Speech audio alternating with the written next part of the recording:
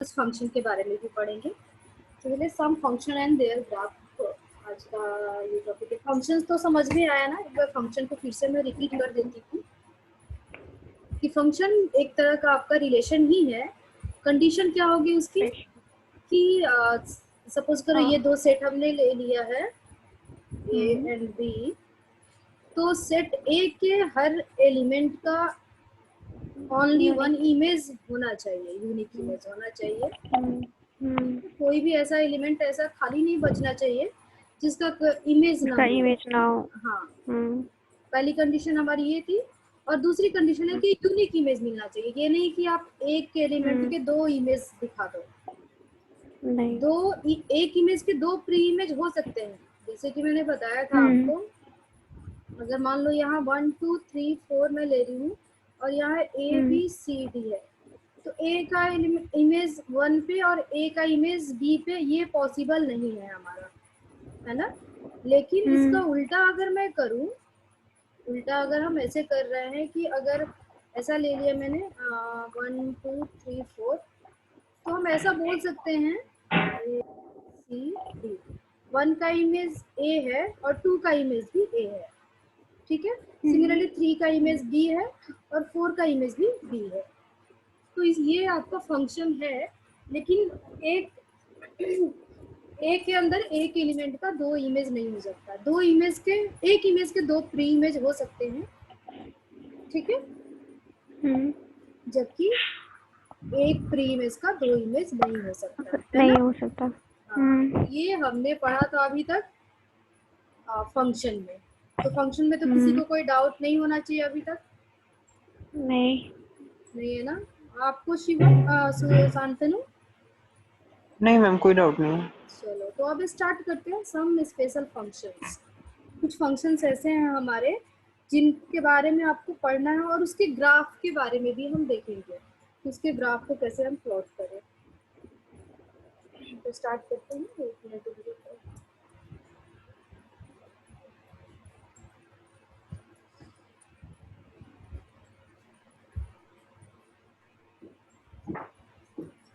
some functions and their graph।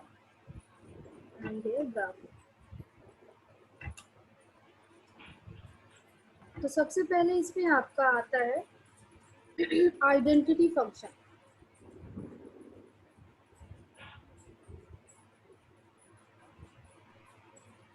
तो ध्यान से सुनना, ऐसा फंक्शन जिसका इमेज और प्री इमेज सेम हो, ठीक है। मतलब क्या है कि फंक्शन में हमने x डाला तो x मिला, फंक्शन में आपने 1 पुट किया तो आपको 1 ही मिलेगा, 2 पुट किया तो आपको 2, जो वैल्यू आप पुट कर रहे हैं वही उसकी इमेज मिल गई। सपोज करो ऐसे हम एरो डायग्राम से दिखा सकते हैं, ए और बी दो हमने ये सेट्स ले लिए। ए के अंदर मैं लिख रही हूँ 1 2 3, तो यहाँ भी बी के अंदर भी 1 2 3 होगा, और 1 का इमेज 1 होगा, 2 का इमेज 2 का ओ, और 3 का इमेज 3 हो। अगर ऐसा जहाँ भी आपको फंक्शन दिख रहा है तो उस फंक्शन को हम बोलते हैं आइडेंटिटी फंक्शन। समझ में आया? किसी को कोई डाउट? ठीक है। जनरली आप कई जगह ऐसे भी देखेंगे कि ix इक्वल्स टू x दिया होगा, ठीक है। इसको हम आइडेंटिटी फंक्शन बोलते हैं। शांतनु, समझ में आया आपको? हाँ जी मैम। ओके, अब चलते हैं हमारा, अब इसके ग्राफ को आप कैसे प्लॉट करेंगे। जैसे कि मैंने आपको बताया था कि f ऑफ x को हम क्या लिखते हैं, f ऑफ x को हम y लिखते हैं, क्योंकि हम ऐसे जो सेट लेते हैं, ये आपका x सेट है और यहाँ से फंक्शन ये हो गया f ऑफ x, और ये आपका y सेट होता है ना। तो हम f ऑफ x को ही y लिखते हैं, ठीक है। तो अगर आपका आइडेंटिटी फंक्शन है तो आइडेंटिटी फंक्शन आपको बोलता है कि f x equals to x, तो y इक्वल्स टू क्या हो जाएगा यहाँ पे, y इक्वल्स टू एक्स। तो इसका ये आपको पता है स्ट्रेट लाइन होता है, इसका ग्राफ कैसे बनेगा। अगर x की वैल्यू 0 ले रहे हो तो y भी 0 मिलेगा, एक पॉइंट मान लो यहाँ पे ले लिया। आपको पता है ना ये x का पॉजिटिव एक्सिस होता है, इस साइड में नेगेटिव होता है, ये y है आपका और इधर y का नेगेटिव वैल्यू होता है ना। इसको x डैश बोल सकते हैं आप, इसको y डैश बोल सकते हैं। तो जैसे जैसे आप x की वैल्यू पुट करेंगे y का भी सेम वैल्यू होगा। सिमिलरली मान लो मैंने यहाँ पे 1 मान लिया, x 1 पुट करेंगे यहाँ पे तो y 1 यहाँ पे होगा, तो इसका एक पॉइंट आपको यहाँ मिल जाएगा।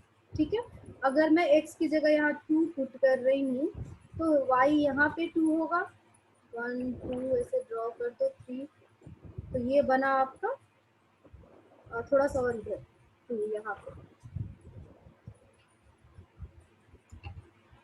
ठीक है, तो इन सारे जब पॉइंट्स को आप मिलाएंगे तो क्या बनेगा, देखो यहाँ से ऐसे इन सारे पॉइंट्स को ऐसे मिलाते गए तो एक स्ट्रेट लाइन बनेगा। यही आपका y इक्वल्स टू x हुआ, या फिर ये आपका आइडेंटिटी फंक्शन का ग्राफ हुआ। समझ में आया आइडेंटिटी फंक्शन? मैं डिफिनीशन ऐसे नहीं लिखा रही, बुक से आप देख लेना, तो समझा रही हूँ।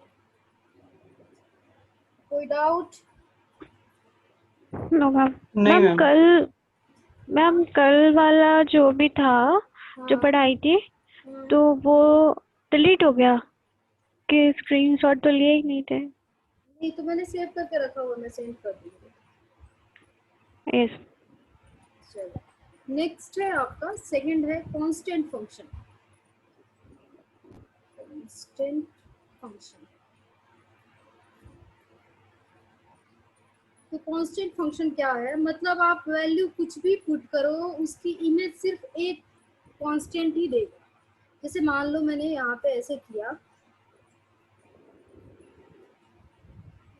यहाँ पे एक सेट ए के अंदर मैं ले रही हूँ 1 2 3, ठीक है।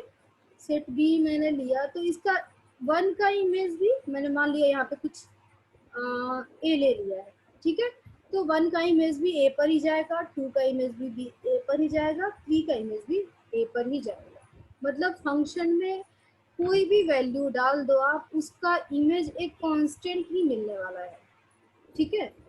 तो इसको हम बोलते हैं कांस्टेंट फंक्शन, ठीक है। इसको आप ऐसे भी डिनोट कर सकते हैं y इक्वल्स टू सी, मतलब x की कुछ भी वैल्यू डालो y सिर्फ एक पॉइंट देगा, ठीक है। समझ में आया? यहाँ पे कुछ भी 50 भी आप सेट ले लो, सबका इमेज यहाँ एक ही किसी एक पॉइंट की तरफ ही आएगा, तो इसको हम बोलते हैं कांस्टेंट फंक्शन। किसी एक कांस्टेंट पे सबकी इमेज बन गई, ठीक है। इसको हम बोलते हैं कांस्टेंट फंक्शन। अब इसका ग्राफ कैसे ड्रॉ करेंगे हम, तो देखो ध्यान से। अब x के अलग अलग वैल्यू वेरी करा रहे हैं, मान लो यहाँ पे ये 0 था, ये 1 है, ये 2 है, ये 3 है, ये 4 है, लेकिन y में सिर्फ एक वैल्यू हमने यहाँ पे मान ली a, ठीक है। अब x का कोई भी पॉइंट लोगे तो y के लिए सिर्फ यही एक पॉइंट मिल रहा है, इसके लिए यहाँ पॉइंट, इसके लिए यहाँ पे पॉइंट, इसके लिए फिर यहाँ पे पॉइंट, और इसके लिए यहाँ पे पॉइंट। तो इन चारों को जब ड्रॉ करोगे तो आपका ये बन गया y इक्वल्स टू सी, मतलब कांस्टेंट फंक्शन का आपका ग्राफ इस तरह से होगा, ठीक है। समझ में आया शांतनु? कोई डाउट है इसमें? नहीं मैम, समझ में आ गया, ठीक है। अच्छा, अब नेक्स्ट हम चलते हैं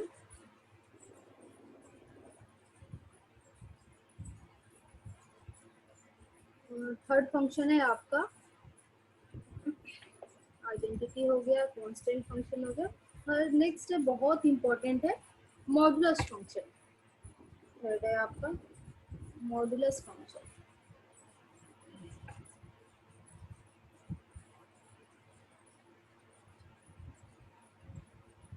तो मॉडुलस फंक्शन को जनरली अभी पहले डिफिनेशन बाद में डिफाइन करती हूँ। मॉडुलस का मतलब है कि मॉड में ऐसे आपकी वैल्यू होगी, ठीक है, -2। अब मॉड का मतलब है कि ये हमेशा आपको पॉजिटिव ही देगा। जैसे इसका डिफिनेशन क्या है कि कोई फंक्शन f ऑफ x है, f of x equals to mod of x, ऐसे हम लिखते हैं। इसी को हम बोलते हैं मॉडुलस फंक्शन या एब्सोल्यूट वैल्यू फंक्शन। अब इस मॉड x की वैल्यू कैसे डिफाइन करेंगे हम?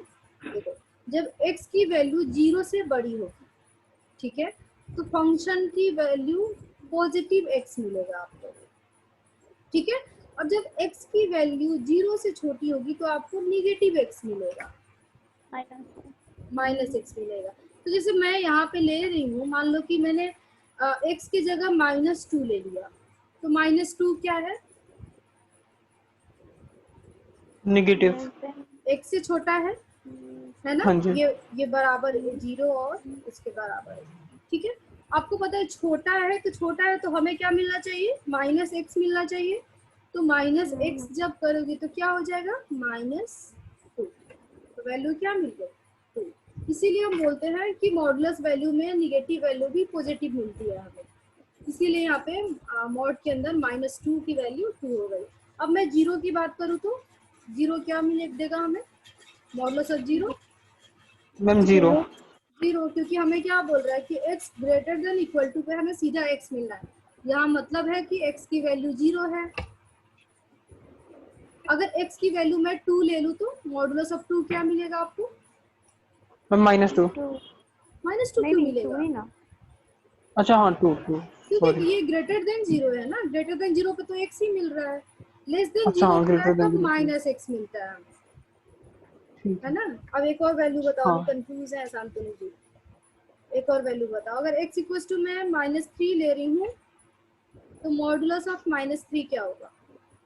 मैम 3 होगा, 3 +3। होगा ना, क्योंकि हमें पता हाँ है कि -3 0 से छोटा है, ठीक है। तो इस केस में हमें -x मिलना है, मतलब -3 के आगे एक और माइनस लगा तो ये वैल्यू हो गया पॉजिटिव, ठीक है।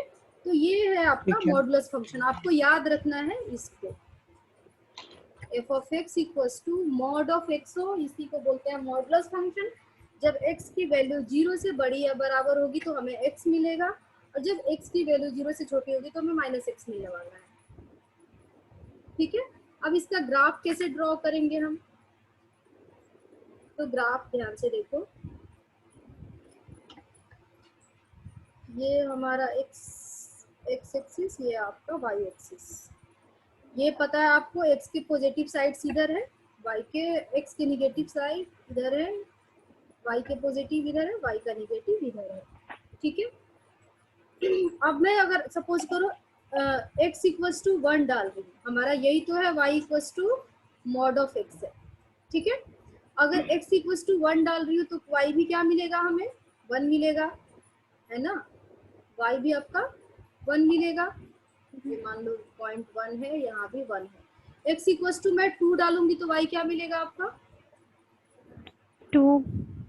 x इक्वल्स टू 2 डालूंगी तभी भी आपका y 2 मिलेगा, मतलब ये सपोज करो 2 आपका यहाँ पे है, तो इसके सामने हमें एक पॉइंट यहाँ पे मिल गया। सिमिलरली यहाँ पे 3 भी डालोगे आप तो एक और यहाँ पे 3 मिलेगा, ठीक है। ये 3 थोड़ा सा और इसको नीचे मैं इरेज करके बताती हूँ।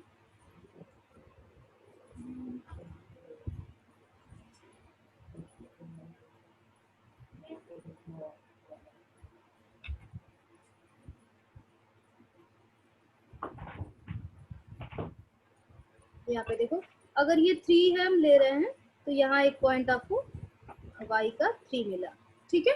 अब हम x की निगेटिव वैल्यू लेके चलते हैं। यहाँ पे मान लो आपका -1 है, यहाँ पे -2 है, यहाँ पे -3 है।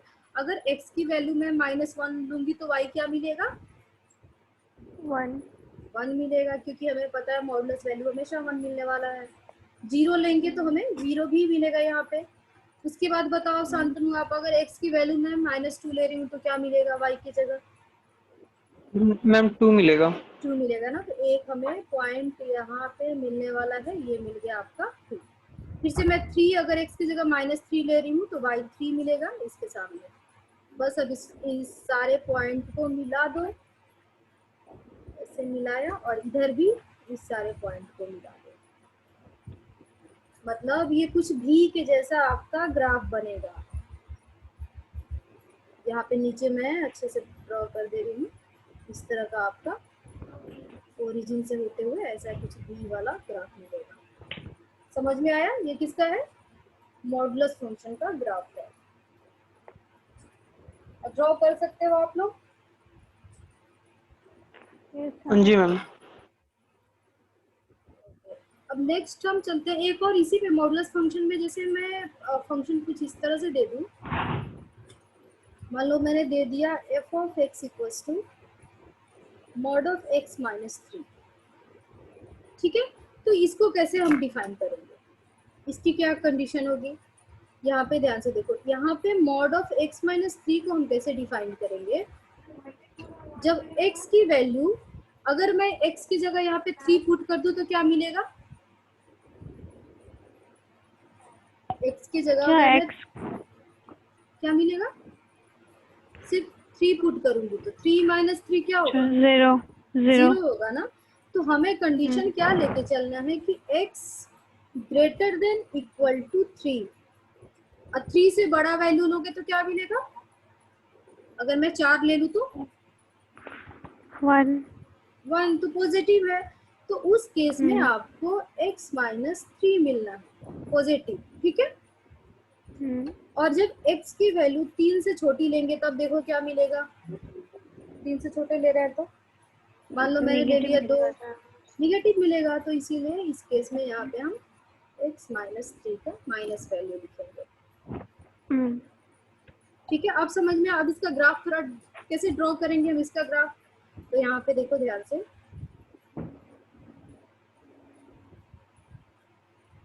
x 0 के लिए डिफाइंड नहीं है। ठीक है, x की वैल्यू या तो आप 3 ले सकते हैं या 3 से बड़ी ले सकते हैं। मान लो मैंने यहाँ पे ले लिया 3, फिर ये इधर हो गया 4, इधर 5, 6। ठीक है, 1 2 3 भी ले ही सकते हैं, लेकिन उस टाइम में निगेटिव वैल्यू मिलेगा। 1 ले लिया, 2 ले लिया। ठीक है, इधर मैंने -1, -2, -3, -4 लिया। यहाँ पे आपके पास y1, y2, y3, y4 है। ठीक है, अब बताओ जब x की जगह पे मैं 1 लूंगी तो क्या मिलेगा? x 1 होगा तो x 3 से छोटा है कि बड़ा है? 1 छोटा है। छोटा है, तो छोटा है तो क्या मिलना है आपको? 1 माइनस 3 मीन्स -2, लेकिन मोड के आपको अंदर क्या है तो 2 मोड के 2 अंदर है तो 2 मिलेगा। तो इसीलिए जब x पॉइंट 1 होगा तो y क्या मिलेगा आपको? 2। This is the first point. अगर x की जगह 2 ले लूं तो y क्या मिलेगा? 3 5 मिलेगा 2 ना। माइनस 3 2 माइनस 3 1 मिलेगा ना। 1 1 और 1 ले रहे थे तो क्या मिल रहा था? 2 2 ले रहे थे, और 2 ले रहे थे तो हमें 1 मिल रहा है, मतलब यहाँ मिल रहा है ना।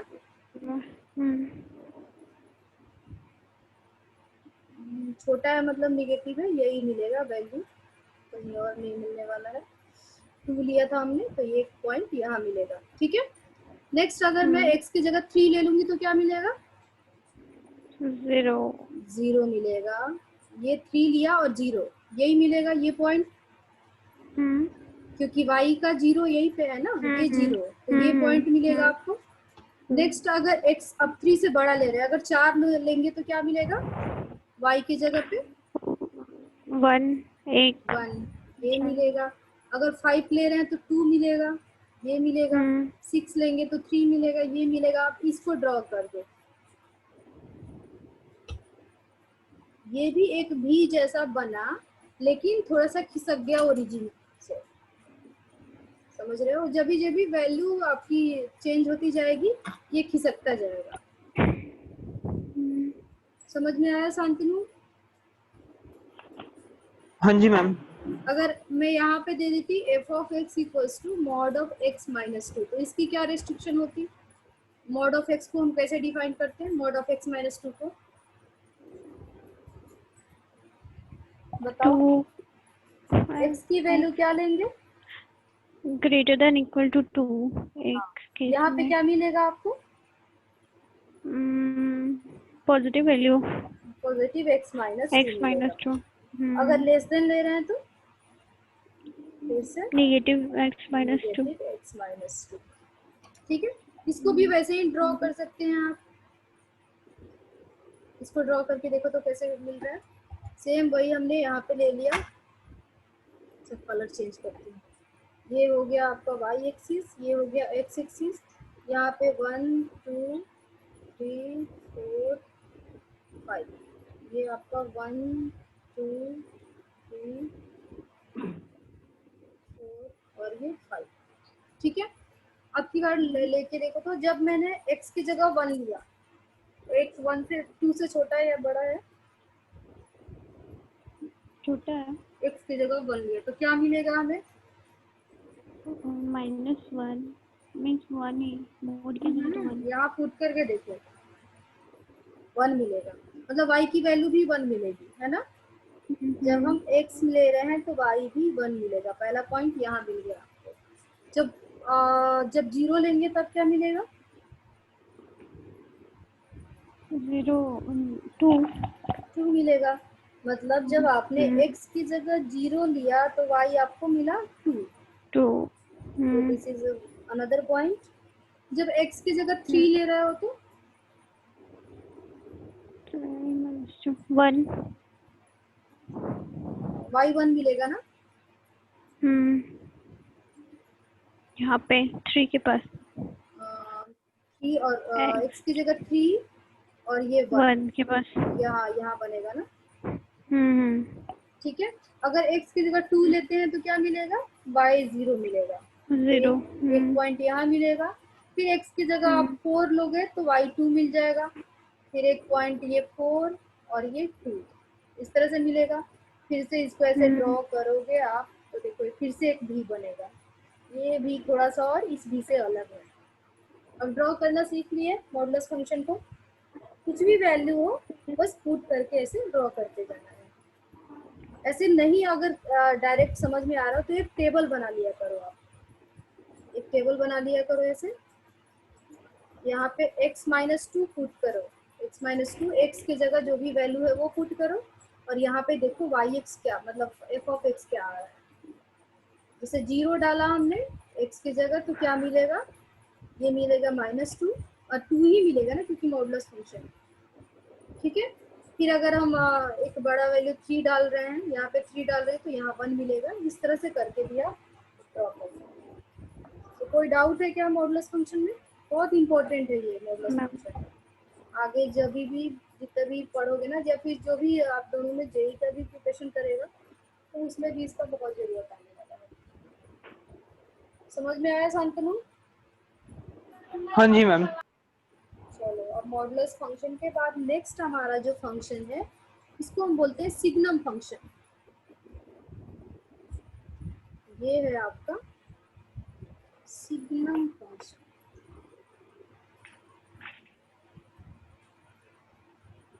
अब सिग्नम फंक्शन क्या होता है ये देखो। इसका डिफिनीशन आपका ऐसा है कि f(x) की वैल्यू, ठीक है, साथ में देखो डोमेन रेंज हम लोग निकालना चाह रहे थे, हम भूल गए। x ग्रेटर देन 0 पर आपको 1 मिलेगा, x इक्वल टू 0 पर आपको 0 मिलेगा और x लेस देन 0 पर आपको -1 मिलेगा। सिर्फ 3 वैल्यू आपको मिलनी है सिग्नम फंक्शन में। ठीक है, याद रखना है जब भी 0 से बड़ी वैल्यू आपने फंक्शन में डाली तो 1 मिलेगा, 0 के बराबर डालोगे तो 0 मिलेगा और 0 से छोटी वैल्यू डालोगे तो -1 मिलेगा। तो इसका ग्राफ कैसे ड्रॉ कर सकते हैं हम? यहाँ पे मैंने 1 ले लिया, ये 2 3, यहाँ पे मैंने -1 ले लिया, यहाँ पे -2 और ये -3। यहाँ पे मैंने 1 ले लिया, यहाँ पे हमें ज़्यादा की y में तो 0 और 1 की सिर्फ ज़रूरत है और यहाँ पे मैंने -1 ले लिया। ठीक है, अब बताओ मैं x की जगह 1 ले रही हूँ तो क्या मिलेगा आपको? x की जगह अगर 1 लूंगी तो y में क्या वैल्यू मिलेगा? शांतनु बताओ। अगर x की जगह मैंने 1 ले लिया क्या मिलेगा y में? फंक्शन देख के बताओ क्या बोल रहा है। जब भी 0 से बड़ी वैल्यू होगी तो y में 1 मिलने वाला है। तो x की वैल्यू 1 ले रहे हैं, ये 0 से बड़ा है तो मैम y में 1 मिलेगा, तो ये 1 मिलेगा। ठीक है, तो एक पॉइंट तो आपको यहाँ पे मिल गया। 2 ले रहे हैं हम, x की जगह अगर मैं 2 ले लूँ तो ये भी 0 से बड़ा है तो क्या मिलेगा आपको? y में क्या मिलेगा स्मृति? मैम y में 1 वन मिलेगा। 1 मिलेगा। 3 भी लेंगे तभी भी 1 मिलेगा।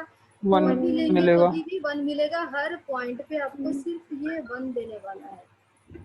ठीक है, ठीक है। देखो अगर मैं x की जगह 0 लूंगी तो क्या मिलेगा? 0 मिलेगा। ठीक है, तो एक ये आपका ऐसे इसको रख सकते हैं कि एक आपका ये लाइन हुआ। अगर मैं x की वैल्यू 0 से छोटी ले रही हूँ, मैं -1 लूंगी तो क्या मिलेगा? मैम -1 -1 -2 भी लूंगी तभी भी ये -1 ही -1 मिलेगा। -3 भी लूंगी तभी भी -1 ही मिलेगा। तो ये सपोज करो मैं 0.1 यहाँ पे -1 यहाँ पे रिप्रेजेंट कर रही हूँ, ये नहीं है। ठीक है, तो ये आपका सिग्नम फंक्शन का ग्राफ है। समझ में आया सिग्नम फंक्शन? अब जितने भी फंक्शंस हमने पढ़ लिए, मैं डोमेन निकालना भूल गई। अब इस फंक्शन का आप मुझे बताओ रेंज क्या हो सकता है? मैम 1 से -1 माइनस, हाँ रेंज -1 से सिर्फ होगा 1 0 -1, है ना? क्योंकि सारी वैल्यू हाँ। इनके बीच ही जा रही है। जैसे इसको हम एरो डायग्राम से दिखाएंगे तो कैसे दिखाएंगे? मान लो ये टोटल मैंने x सेट ले लिया और ये आपका y सेट हो गया। इसके अंदर तो सिर्फ 1 0 -1 है। यहाँ पे कुछ भी ले रहे हैं आप, 1 2 3 ले लिया, 4 ले लिया और फिर 0 ले रही हूँ मैं, -1 -2 -3 ले रही हूँ। ठीक है, 1 का इमेज 1 पे ही जाएगा, 2 का इमेज भी 1 पे जाएगा, 3 का इमेज भी 1 पे जाएगा, 4 का इमेज भी 1 पे जाएगा, 0 का इमेज 0 पे जाएगा, -1 का 1 पे जाएगा, -2 का 1 पे जाएगा, -3 का 1 पे जाएगा। जितने भी माइनस के वैल्यू होंगे उनका -1 पे जाएगा। ठीक है, तो इसीलिए आपका रेंज ये हो गया। ठीक है, डोमेन तो हमारा फिक्स नहीं है, डोमेन कुछ भी हो सकता है। अगर मैं रियल नंबर का सेट लूँ तो पूरा रियल नंबर डोमेन हो गया, है ना? समझ में आया? मैम कोडोमेन क्या होगा इसका? को डोमेन भी यही होगा, को डोमेन भी आपका यही होगा, क्योंकि हम जो सेट y के अंदर सारे एलिमेंट को हम को डोमेन लेते हैं। मतलब यहाँ पे को डोमेन और रेंज दोनों आपस में बराबर है।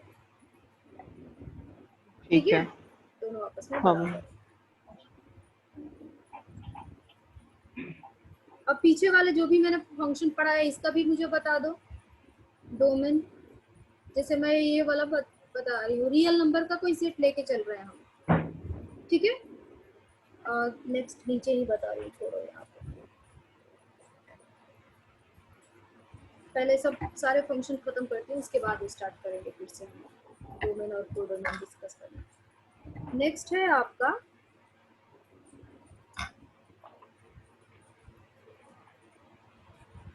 Greatest integer function. Greatest integer function ये क्या है? ध्यान से सुनो। इसको हम ऐसे डिनोट करते हैं, f of x equals to, ऐसे एक बिग ब्रैकेट के अंदर ऐसे लिखते हैं। ठीक है, इसका मतलब क्या है? इसका मतलब क्या है कि इसका वैल्यू, मतलब इस x का वैल्यू -1 होगा for -1 less than equals to x less than 0। ऐसे समझ में नहीं आएगा, मैं एग्जांपल से समझाऊंगी, बस पहले इसको आप नोट कर लेना। For 0 less than equals to x less than 1। ठीक है, और 1 for 1 less than equals to x less than 2। यहाँ से ध्यान से देखो, जिसके तरफ आपका इक्वल टू लगा है वैल्यू वही मिलेगी। देख रहे हो यहाँ पे -1, ये देखो यहाँ पे -1 less than equals to x है तो वैल्यू हमें -1 मिलेगी। यहाँ पे 0 less than equals to x है तो यहाँ पे वैल्यू 0 मिलेगी। और यहाँ 1 less than equals to x less than 2 है तो इक्वल टू इसके साथ लगा है, इसीलिए 1 मिलेगी। अब जैसे देखो ग्रेटेस्ट इंटीजर फंक्शन, मैं रही हो 2 की वैल्यू निकालो। ठीक है, तो यहाँ पे क्या होगा, यहाँ पे 2 होगा, मतलब फंक्शन हमारा ऐसे डिफाइंड होगा 2 less than equal to x less than equal to कुछ भी 3 4 कुछ भी लिखा मैंने, तो इसीलिए ग्रेटेस्ट इंटीजर फंक्शन आपका 2 होगा। अगर मैं यहाँ पे 2.8 लिख रही हूँ तो क्या होगा,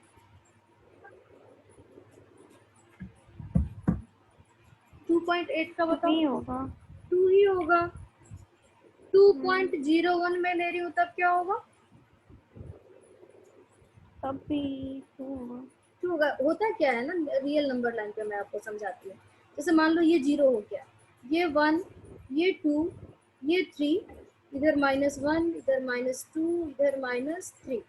ठीक है, तो हम जितना भी आपका 0 से लेके 1 तक के बीच का नंबर होगा, जैसे यहाँ से लेके यहाँ तक का जो भी नंबर होगा उसको, सपोज को मैं 0.5 लिख रही हूँ, तो इसके जगह आप क्या लिखोगे, ये 0 देगा आपको, है ना, 0 सारा 0 की तरफ जाएगा, इसके बीच के सारे मतलब 0.99 तक वैल्यू भी 0 ही देगा।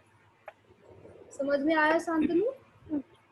सिमिलरली 1 से जी लेके 2 जी तक, मैम। 1 से लेके 2 तक मैं 1.2 लूँ ग्रेटेस्ट इंटीजर फंक्शन में, या 1.9 लूँ, ये क्या देगा मुझे, 1 देगा मैम। 1 देगा, बिल्कुल।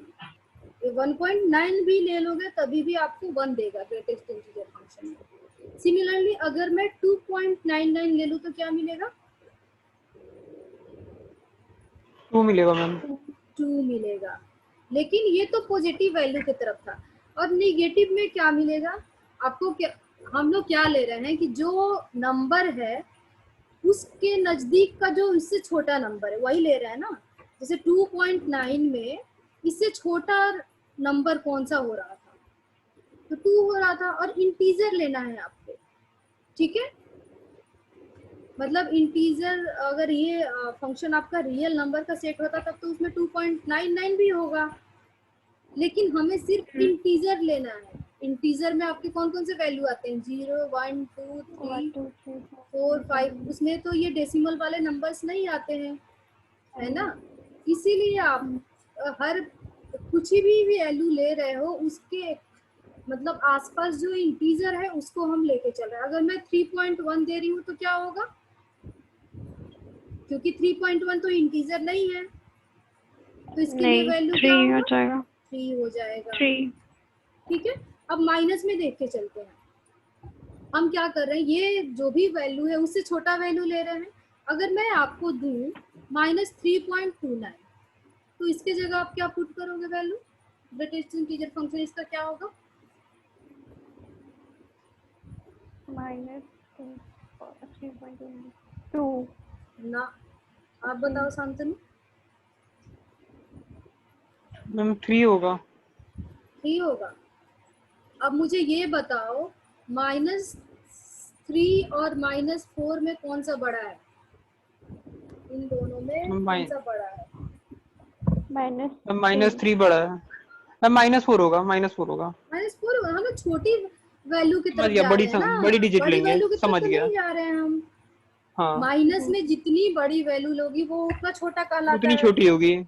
हाँ, हाँ, और हमारा समझ गया। ग्रेटेस्ट इंटीजर फंक्शन का मेन फोकस है कि हम छोटी वैल्यू की तरफ जा रहे हैं, है ना। अगर मैं आपको दे ठीक है दूं -4.9 तो क्या होगा मैम, वैल्यू, 5 होगा, -5। -5 -5 होगा, क्योंकि हम छोटी वैल्यू की तरफ जा रहे हैं। इससे छोटी वैल्यू -5 है, और वैल्यू हमें इंटीजर में लेना है, इसीलिए हम इंटीजर में ले रहे हैं, क्योंकि इसका नाम ही है ग्रेटेस्ट इंटीजर फंक्शन। समझ में आया? जी अब मैम। बताओ, मैं -1.2 बोल रही हूँ तो क्या लोगे, मैम -2। -1.2 -2 होगा। ठीक है, तो ये था आपका ग्रेटेस्ट इंटीजर फंक्शन। इसी के साथ एक और है लिस्ट इंटीजर फंक्शन, इसका जस्ट अपोजिट है list integer function. List integer function, इसमें क्या होता है, इसको डिनोट हम ऐसे उल्टा करते हैं।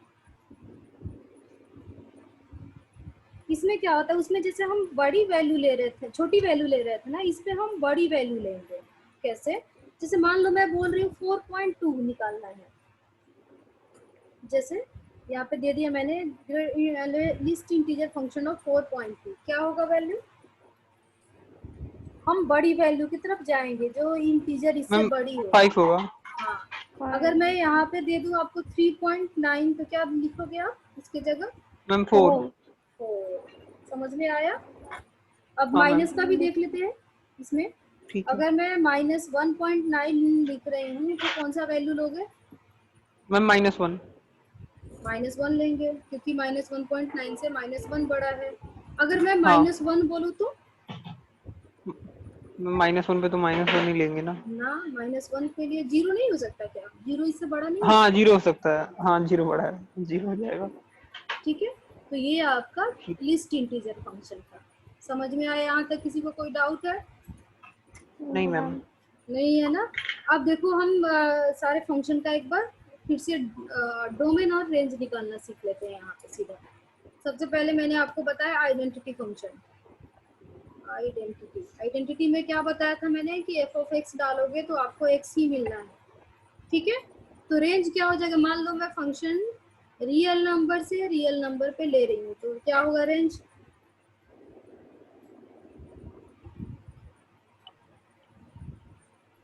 क्या होगा रेंज? R टू R कर रहे हैं हम, यहाँ पे मैपिंग मैम मैंने रेंज, कर दी मैम रेंज रियल नंबर ही होगा। होगा। यहाँ पे आपका डोमेन भी रियल नंबर होगा। रियल नंबर होगा और रेंज भी क्या हो जाएगा? रियल रियल नंबर, और नंबर। कोडोमेन भी रियल नंबर होगा। वो डोमेन भी रियल नंबर होगा। ठीक है, नेक्स्ट कांस्टेंट फंक्शन का बताओ। कांस्टेंट फंक्शन तो हमें पता है कि अगर आपने मैपिंग करानी भी है तो ऐसे होगा, एफ फ्रॉम आर टू कोई कांस्टेंट सी होगा, है ना? तो इसका रेंज क्या होगा? आप मुझे रेंज बस बता दो कांस्टेंट फंक्शन। इसका रेंज एक ही होगा ना, कुछ हाँ, भी कांस्टेंट ही रियल होगा। नंबर। आपका इसका डोमेन पूरा हो जाएगा रियल नंबर, ठीक है, लेकिन रेंज होगा कांस्टेंट। एक कांस्टेंट। जो भी एक वैल्यू और गिवन होगा, कोडोमेन? कोडोमेन भी कांस्टेंट ही होगा। अच्छा, चलो, तो अब इसमें कोई डाउट तो नहीं है अभी तक जो भी नहीं मैंने मैम। बताया? अच्छा जी, अब आपके बुक में कुछ क्वेश्चंस दिए हुए थे, मैं एक बार देखूं।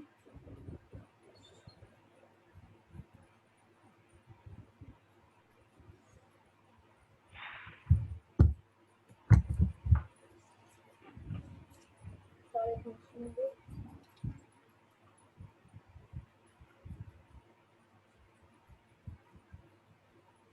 हाँ, जैसे यहाँ पे इसने दिया है, एक क्वेश्चन है आपका, क्वेश्चन नंबर 2 दिया होगा, ठीक है। 2 का फर्स्ट में दिया होगा f of x equals to minus mod of x है, ठीक है, और फंक्शन आपकी डिफाइंड है real function f from R to R. अब बताओ मुझे कि इस फंक्शन का रेंज क्या होगा?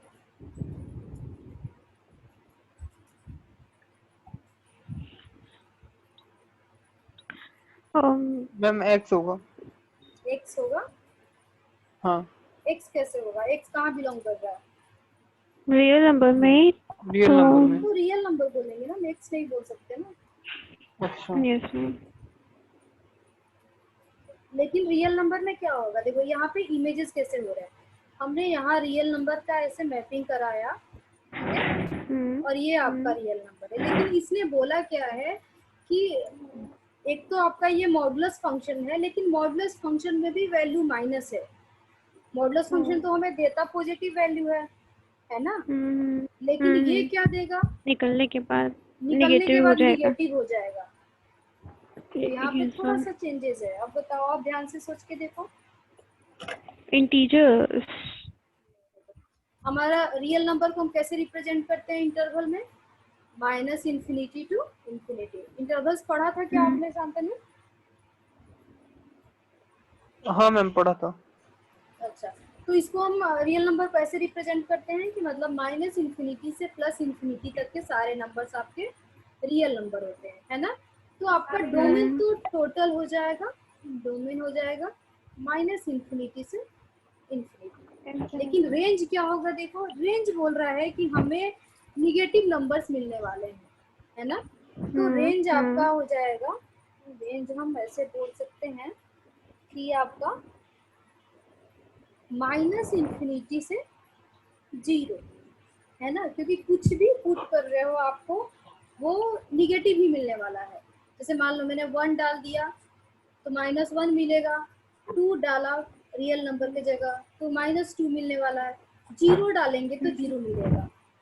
ठीक है, तो ये क्लोज्ड है, 0 की तरफ क्लोज्ड है और यहाँ -∞ की तरफ ओपन है।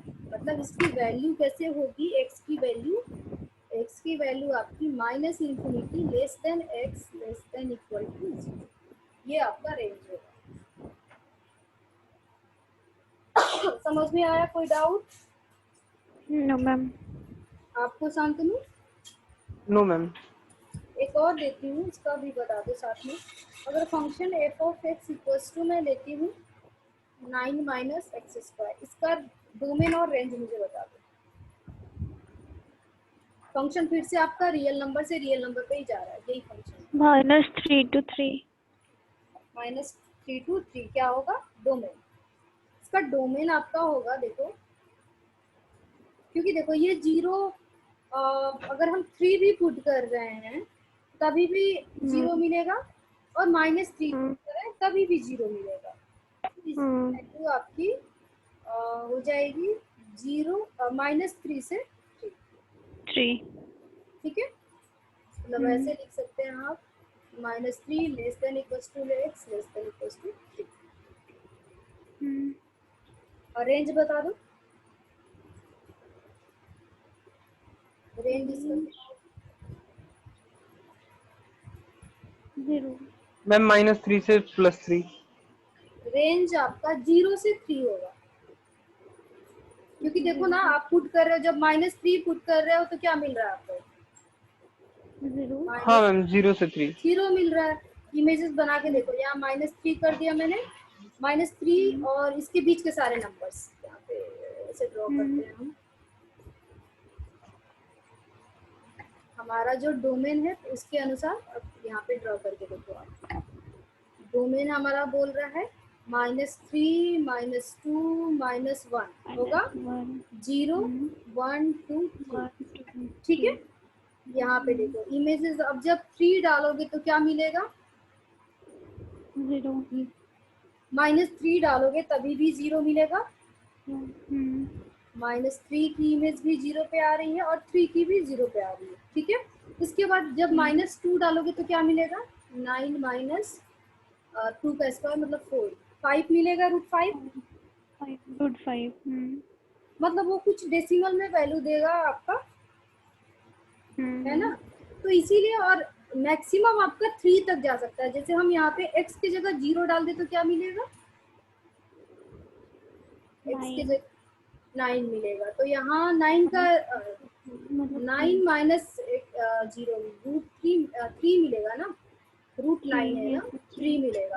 तो मतलब मैक्सिमम आपको 3 तक मिल सकता है, 0 से लेके 3 तक। तो इसीलिए आपका रेंज इसका हो जाएगा, रेंज हो जाएगा 0 to 3। ठीक है, समझ में आया शांतनु? हाँ मैम। कोई डाउट जी है मैम, यहाँ आगे पर? सुनिए। नहीं मैम। अब एक और चीज इसमें थोड़ा सा बताती, जैसे फंक्शन आपका दिया हुआ है, फंक्शन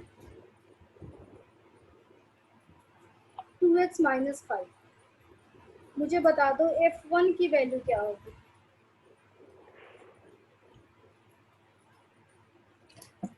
-3।